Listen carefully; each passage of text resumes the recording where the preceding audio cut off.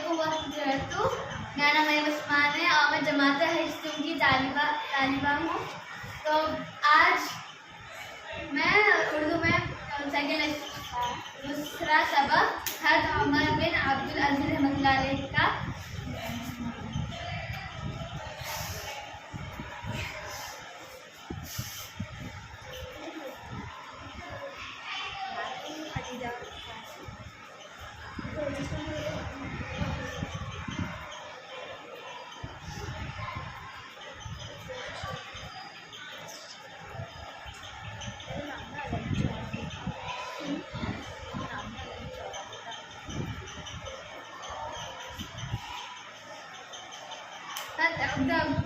हज़रत उमर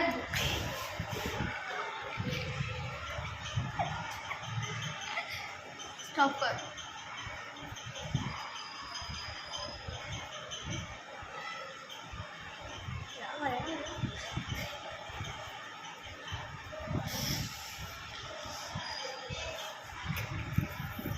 हज़रत उमर बिन अब्दुल अज़ीज़ रहमतुल्लाह अलैह मशहूर खलीफा थे। खलीफा बनने से पहले वो शान और शौकत की ज़िंदगी गुजारते थे। खलीफा बनने के बाद वो शादी की ज़िंदगी में ज़िंदगी बिल्कुल बदल गई। और अपने सारे कीमती लिबास सामान और बीवी के जेवरात बैतुल-माल में कर दिए और निहायत ही सादा और पाकीज़ा ज़िंदगी गुजारने लगे। तो खलीफा बनने के बाद वो सादा लिबास पहनते थे, सादा खाना खाते थे, सादा और छत के मकान, छोटे से मकान में रहते थे। इनकी बीवी और बच्चे भी सादगी ज़िंदगी गुजारने लगे। वो चाहते तो अपने बच्चों बीवी को लजीज खाना लिबास पहना सकते थे, खिला सकते थे, अच्छे घर में रखते थे, लेकिन उन्हें बैतुल-माल से रकम लेना गवारा था। एक मरतबा का हिस्सा है कि ईद खरीद थी। तो सब लोग अपने बच्चों को नए नए कपड़े बनवा रहे थे। तो हज़रत उमर बिन अब्दुल अज़ीज़ के बच्चे अपने अम्मी के पास रखते निकले, कहे कि हमें भी नए कपड़े चाहिए, हमें भी नए कपड़े बनवाइए। तो भी बेचैन हो गए। वो अपने शौहर के पास गए और कहा कि बच्चों को नए कपड़े बनवाओ। खिदमत का सारा हाल बताया कि बच्चों को नए कपड़े चाहिए, उन्हें भी नए कपड़े बनाओ। तो उन्होंने कहा, फातिमा, मेरे पास इतनी रकम ना है कि बच्चों के लिए नए कपड़े बनवा सकूँ। हज़रत उमर बिन अब्दुल अज़ीज़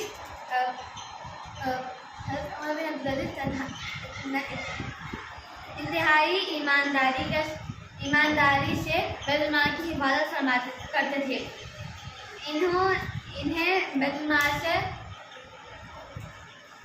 इन्हें बैतुल-माल में रखे हुए की खुशबू भी सुनना गवारा न था। एक रात की बात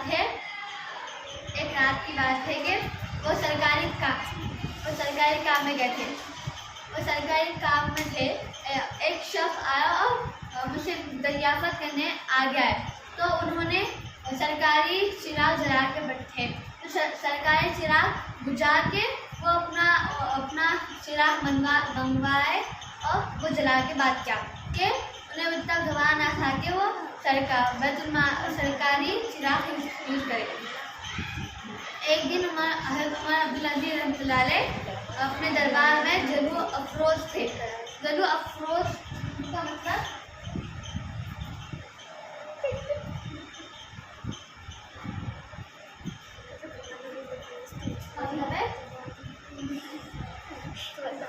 हाजिर होना।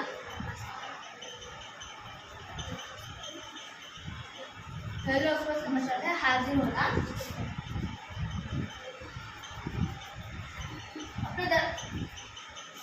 अपने दरबार में हाजिर हुए और एक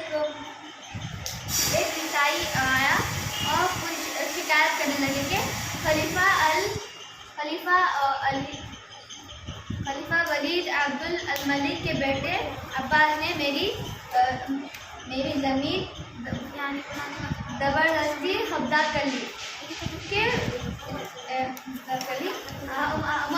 उमर बिन अब्दुल अजीज रहमतुल्लाह अलैह ने अब्बास की तरफ देखा और अब्बास ने कहा ये ज़मीन मुझको खलीफा वलीद ने तोहफे में दी थी। तो उमर बिन अब्दुल अजीज रहमतुल्लाह अलैह फिर ईसाई की तरफ मुतवज्जो होकर कहा कि तुम क्या जवाब देते हो। तो इन्होंने कहा अमीरुल मोमिनीन मुझे खुदा की तहरीर चाहता हूँ। खुदा की तहरीर का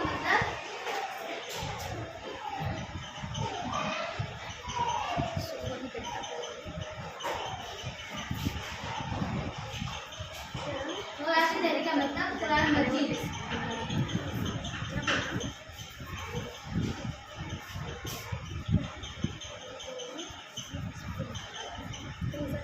मजीद का फैसला चाहता हूँ।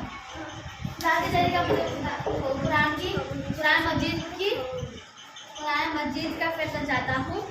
उमर बिन अब्दुल अजीज ने फरमाया हज़रत उमर बिन अब्दुल अजीज अब्बास की तरफ मुतवज्जो है और कहा अब्बास खुदा की तहरीर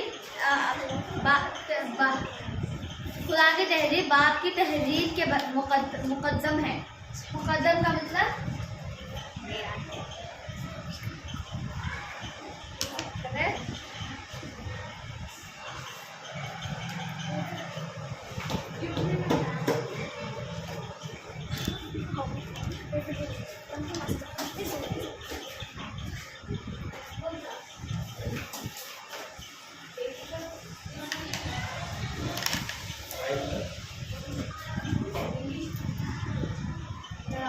मुकद्दम का मतलब है लड़ाई।